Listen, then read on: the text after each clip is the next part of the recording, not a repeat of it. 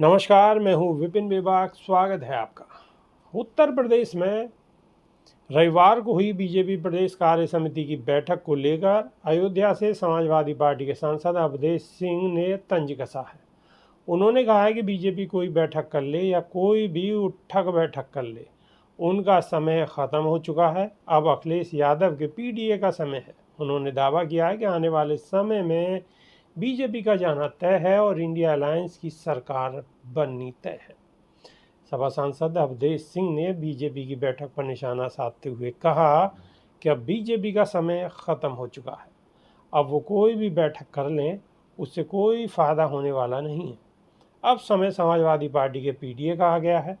अयोध्या के मतदाताओं ने सारे देश और दुनिया को संदेश दिया है कि इस देश में धर्म पर आधारित राजनीति नहीं होगी। धर्म पर आधारित राजनीति को जनता ने नकार दिया है। अब सांप्रदायिकता की कोई जगह नहीं है। सपा सांसद ने कहा है कि अब देश में अगर किसी के लिए जगह है तो वो बाबा साहेब डॉक्टर भीमराव अंबेडकर के लिए है, संविधान के लिए है।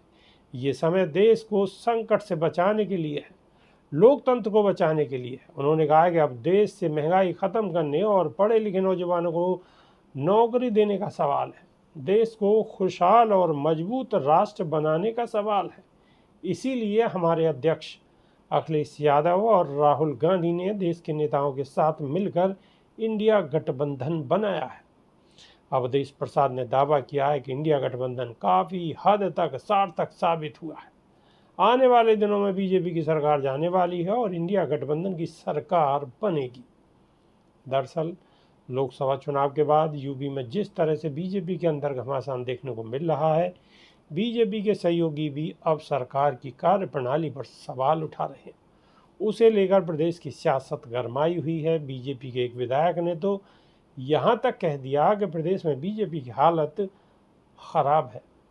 अगर केंद्रीय नेतृत्व ने यूपी में फोकस नहीं किया तो 2027 में सरकार बनना नामुमकिन है। यही नहीं, बीजेपी की बैठक में भी कई ऐसी बातें निकलकर सामने आई जिसके बाद माना जा रहा है कि सरकार में सब कुछ ऑल वेल नहीं है। अभी के लिए सिर्फ इतना ही। नमस्कार।